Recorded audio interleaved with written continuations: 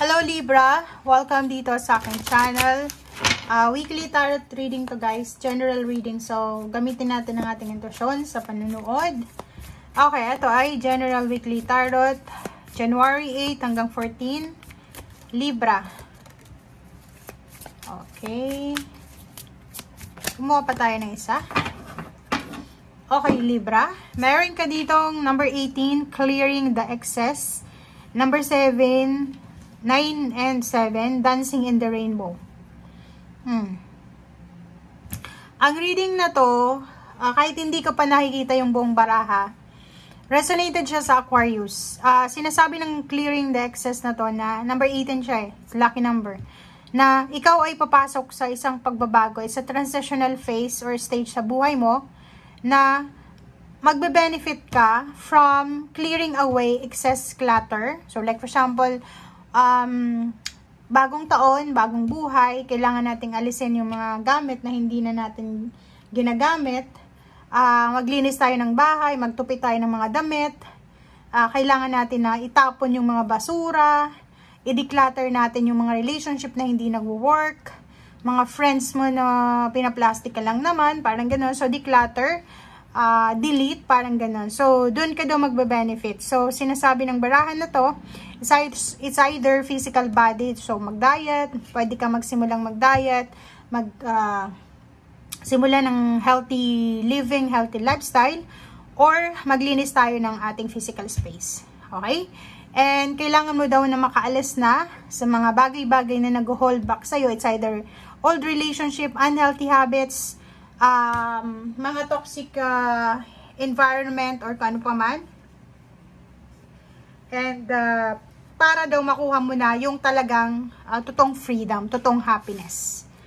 Okay, pasensya na guys, sinisipon na naman ako.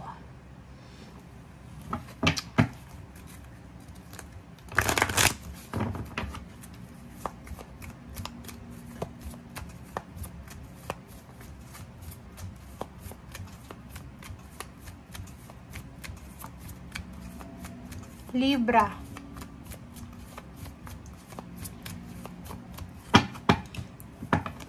Okay, toil and labor. Nakikita ko sa inyo dito na this week ay sobrang busy yung iba sa inyo dyan. Napaka-workaholic nyo, nag-overtime, nagtatrabaho sa weekend. And kung nasa loob ka lang naman ng bahay, hindi ka naman nagtatrabaho, unemployed, pero may mga obligasyon ka sa pamilya, busy ka rin kasi pagod ka sa kung ano-ano itong obligasyon or duties mo. Mag-iingat lang tayo sa linggong ito, lalo na sa usaping pera. Dahil, yun na nga, pera or relationship, posibleng, dahil sa sobrang, like kung ikaw ay workaholic na individual Libra, mag-iingat ka dahil posibleng yung relationship mo ay napapabayaan mo na, yung other person mo, yung person mo ay pwedeng may temptation na kinakaharap. Maybe may mga relationship na umuusbong or pwedeng may mga temptation yun na tinitem yung karelasyon mo. So, yun ang kailangan mong bigyan ng pansin or bigyan mo ng oras sa linggong ito. So, yun lang yung awareness natin. Huwag tayong masyadong maging busy sa isang bagay lamang. Kailangan natin ng balanse. Kailangan balansehin relationship, trabaho, or if ever may negosyo ka, or if ever man may ginagawa ka.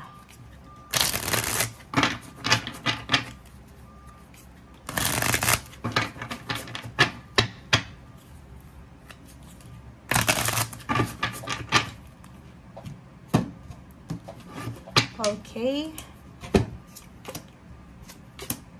Okay. Nakikita ko sa'yo dito guys na siguro relationship to. Kasi Hierophant siya eh. May iba ditong Libra na kinakailangan nyo ng pasensya. May ibang Libra dito na kailangan nyo ng sobra-sobrang pangunawa. Lalo na sa karelasyon nyo, sa katrabaho, or kung sino man itong kasalamuha mo sa linggong ito. Kasi sinasabi ng baraha dito na may mga tao sa paligid mo na medyo sensitive sila. Sensitive yung emosyon, sensitive yung nararamdaman nila. Okay. Dito din sa Four of Pentacles in Chariot, yun na nga, isa sa posible na improvement sa buhay mo sa taong ito is ito na nga siya. 'Di ba? Ito yung magbabago sa iyo, transitional phase, Libra, is once na nawala na, natapos natin yung mga utang, posibleng makakapag-ipon ka ng pera. Once na naalis na yung bad habits mo ng impulsive buying, yung shopping online or kano pa man, makakapag-ipon ka. Yung iba sa inyo dito, nakikita natin na may iba na Libra na nag-iipon dahil sila ay pauwi ng Pilipinas o OFW. Or yung iba ay kailangan mag-ipon dahil may gusto silang bilhin na sasakyan or gusto nilang magbakasyon kasamang pamilya. It's a summer vacation or kung kailan man itong bakasyon. Okay. May iba ditong Libra na sobrang naniniwala sa mga magic, like sa parang may iba na inilalagay nila yung sarili nila sa like manalo sa loto lang yung dahilan para umunlad ang buhay nila. And dito sa magician na to, sinasabi ng Barahaw, hindi tayo dapat nagre-rely, hindi natin dapat inaasa ang ating good fortune, ang ating good luck sa mga swerte-swerte. Kailangan yung magician kasi is wala namang problema sa iyo, magaling ka, matalino ka, maayos kang makisama sa mga tao. So hindi mo problema yung sarili mo. Kailangan mo lang ng sipag, tiyaga. Kailangan mo lang na mas maging masipag. Doon yung totoong swerte sa pagiging masipag mo.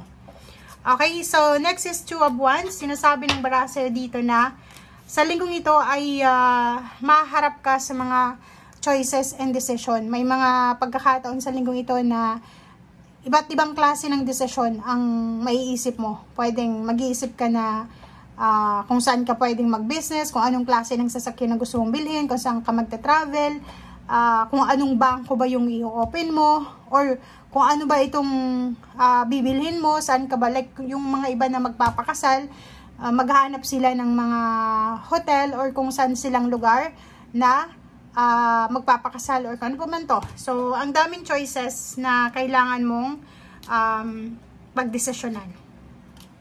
So, Two of Pentacles, sinasabi ng Barahaw dito, Libra, na siguro hindi mo napapansin, pero may mga sinashower sa'yo ang universe ng paunti-kunting blessings, abundance. May iba ditong Libra na posibleng malalaman nilang buntis sila, or pwedeng may mga anak na, or posibleng may Libra na magsisimula ng magtrabaho and then makakaipon sila ng pera and hindi nila namamalayan, medyo umaasenso ng konti yung buhay nila bago matapos yung 2024. Okay? So, dito din, diba? Five of Wands. Mag-ingat tayo, guys, sa araw na ito. Lalo na sa usaping pera. Mag-ingat ka sa mga boss mo or sa mga taong mayayaman. Kasi kung makikita mo dito, may mga blessings na posibleng dumating sa'yo. Like yung mga kapitbahay mo. For example, sobrang hirap na dinaanan mo, tapos yung mga kapitbahay mo, sobrang yayaman na nila. 'Di ba? Ingat ka kasi dahil sa sipag at tiyaga mo, posibleng this year, 2024, is your year na pwede kang umasenso ng biglang-bigla, parang kidlat. So, pwedeng mahawakan mo yung pera, makuha mo yung lump sum, ma-fulfill mo yung financial wish mo, 'di ba?